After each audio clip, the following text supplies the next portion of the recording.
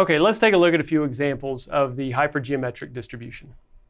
Let's say that an inspector examined 100 televisions and found 5 of them to have small defects that didn't affect their operation in some kind of major way. A retailer purchases 20 of those 100 televisions. What's the probability that none of them are defective? Okay, so we know exactly what this population looks like, okay? That population is finite and it has 100 televisions in it, okay? And we know what the makeup of those 100 televisions is. 5 of them have little defects, 95 of them do not. Okay, we know exactly what the population looks like. And we know that a retailer is going to purchase 20 of those televisions.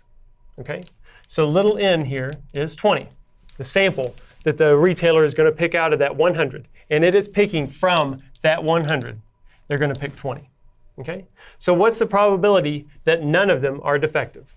Well, we need a random variable. Let's call it y.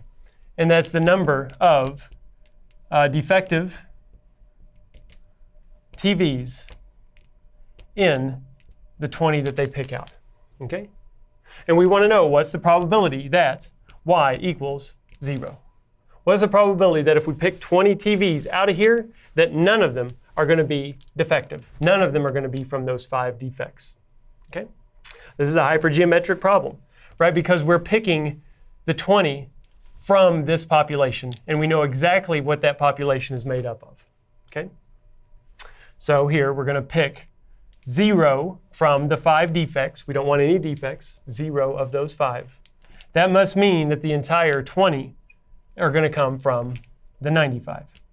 So that is the number of ways to pick 20 TVs that have 0 defects and 20 that have, 0 TVs have defects, 20 TVs have no defects, okay? And we got to divide that by the total number of ways that we can pick 20 out of the 100. 100, choose 20, okay? So again, this is a classical probability. This is the number of ways to see 0 defects divided by the total number of ways that we can pick that sample of 20 out of the population of 100, okay? And if we work this out, we should get 0.3193, okay? So the probability that we see no defects is 0.3193.